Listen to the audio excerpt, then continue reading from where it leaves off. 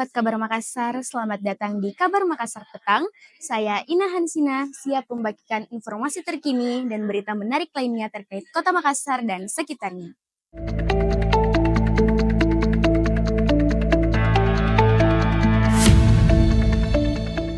"100 hari kepemimpinan dinilai gagal, mahasiswa geruduk kantor Bupati Takalar."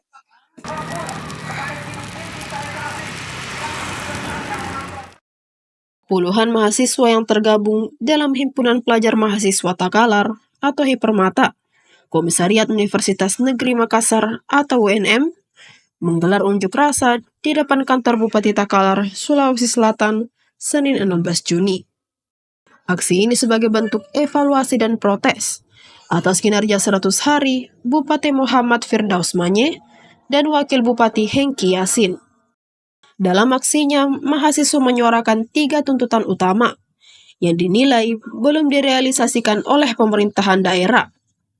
Tuntutan tersebut meliputi sektor pendidikan, infrastruktur jalan, dan program digitalisasi pemerintahan. Kericuan hampir pecah saat sekelompok demonstran berusaha menghadang sebuah truk 6 roda untuk menutup Jalan Jenderal Sudirman, Kecamatan Patalasang. Polisi dengan sigap menghadang upaya tersebut demi menjaga arus lalu lintas tetap lancar. Ketua Umum Hipermata UNM yang juga berperan sebagai Jenderal Lapangan Aksi, Akbar Umar Hasan, menyebut kinerja 100 hari Bupati dan Wakil Bupati jauh dari harapan. Menurutnya, masyarakat belum merasakan dampak nyata dari kepemimpinan Firdaus Hengki, terutama dalam pemberian hak dasar seperti pendidikan dan akses jalan yang layak. Menanggapi aksi tersebut, Kepala Badan Perencanaan Daerah, Rahman Syah yang mewakili pemerintah Kabupaten Takalar menemui massa aksi.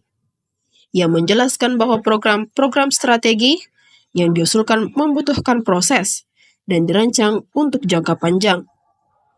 Menimipas, pelayanan publik profesional kunci kepercayaan masyarakat. Menteri Imigrasi dan Pemasyarakatan atau Menimipas, Agus Andrianto menekankan pentingnya pelayanan publik yang profesional dalam apel bersama virtual di lingkungan Kementerian Koordinator Bidang Hukum, HAM, Imigrasi, dan Pemasyarakatan Senin 16 Juni. Apel yang diikuti Kanwil Kemenkum, Dirjen Pemasyarakatan, dan HAM Sumsel di Aula Pancasila ini menghadirkan pesan yang kuat tentang reformasi birokrasi. Sebagai pembina apel, Menteri Agus mendorong seluruh ASN untuk mengutamakan kualitas pelayanan kepada masyarakat.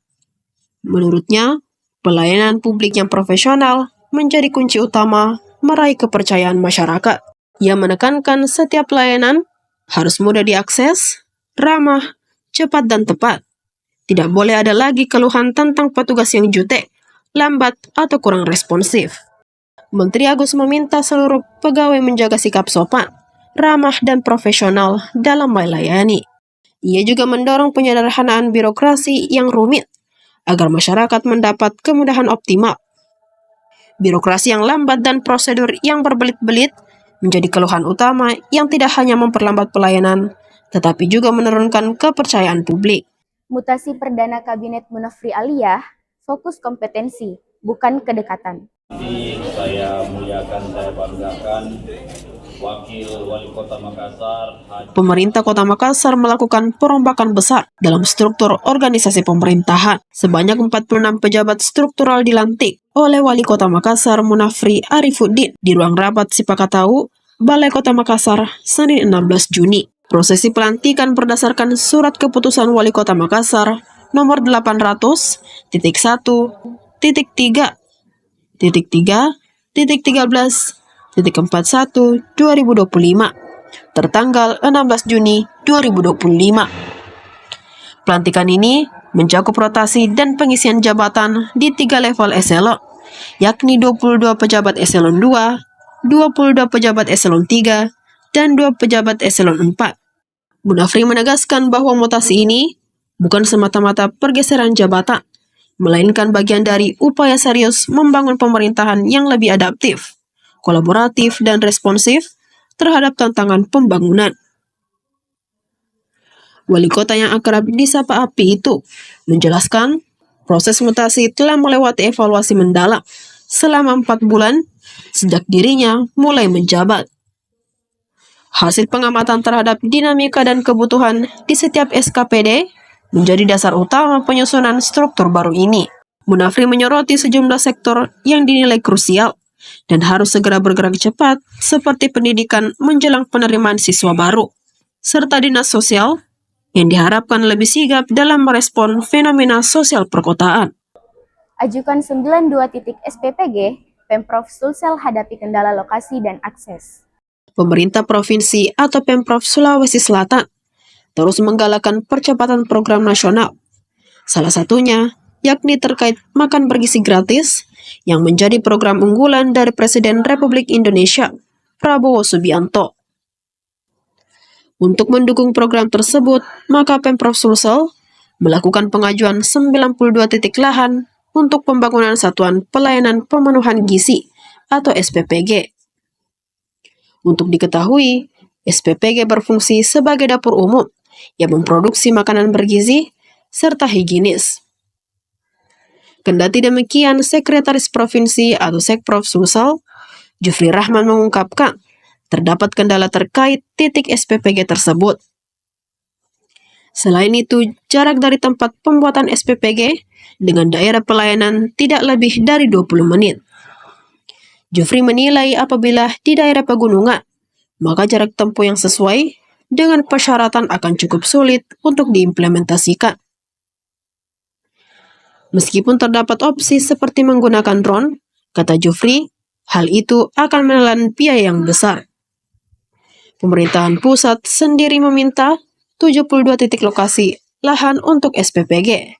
Dengan 92 titik yang diajukan, maka Sulsel melebihi target nasional.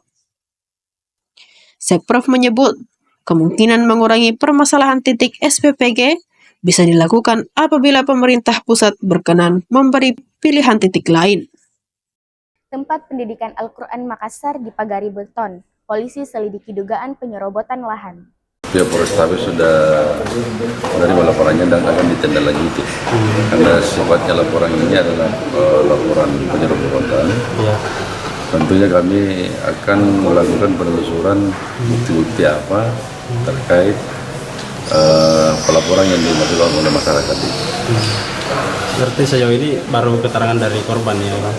Atau pelapor? Jadi untuk sementara laporan itu baru dari pihak pelapor yang sudah dimintai keterangan oleh piket, kemudian didisposisikan unit-unit. Kebetulan di unit saya yang tangani di unit Tahbang.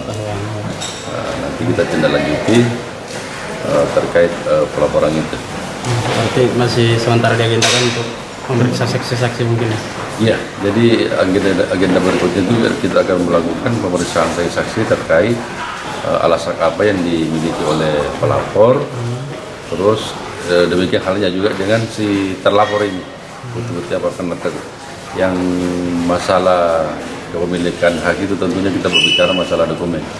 Perkuat ekspansi ke Indonesia Timur, Jetor resmikan showroom di Makassar. Berita ini sekaligus menutup perjumpaan kita hari ini. Saya Ina Hansina dan kru yang bertugas pamit undur diri. Jetor kembali menegaskan komitmennya dalam memperluas jangkauan layanan di Indonesia, terkhususnya di kawasan Indonesia Timur, dengan meresmikan showroom perdana di Kota Makassar, Sulawesi Selatan. Berlokasi di Jalan Metro Tanjung Bunga, yang merupakan kawasan strategis di Kota Makassar, peresmian tersebut dilaksanakan pada Senin 16 Juni. Hadirnya showroom tersebut menjadi langkah strategis untuk mempererat hubungan dengan konsumen, sekaligus memperkuat eksistensi Jetor.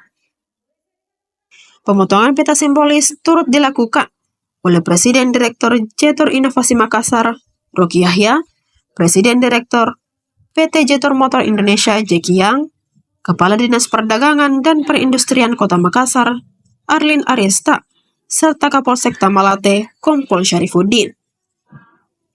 Hadir pula Sales dan Network Director PT Jetor Motor Indonesia, Michael Budi Harja, Marketing Director PT Jetor Motor Indonesia, Mohranggi Radiansyah, dan After Sales Deputi Direktur PT Jetur Motor Indonesia, Wildan Suyuti.